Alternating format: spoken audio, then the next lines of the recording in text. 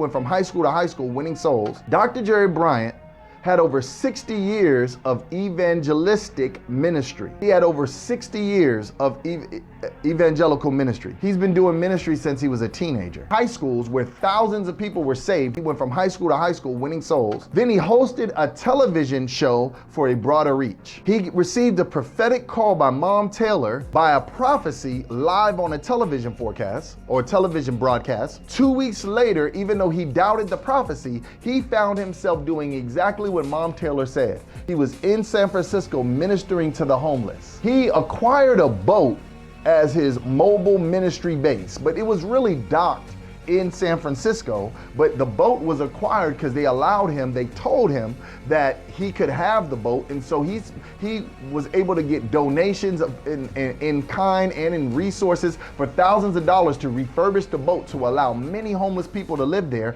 and they even had a section of the boat for those going through rehab and going through drug detox with a minister who was especially anointed to deal with those group of people. There were signs, wonders, and ministry expansion in Evangelist Jerry's ministry. Documented miracles among the homeless population, and they taught evangelism in the churches across Seattle in that boat. They would meet, I believe it was on Saturday mornings, and they would train the churches on evangelism. Then he later on founded Kingdom Life University, an accredited school to train evangelists. In Kingdom Life University, he had a mission to train up other evangelists, and it was called a MAT team, or MAT teams, M-A-T, Ministry Action Teams, that were in India and Pakistan, winning thousands upon thousands to Christ.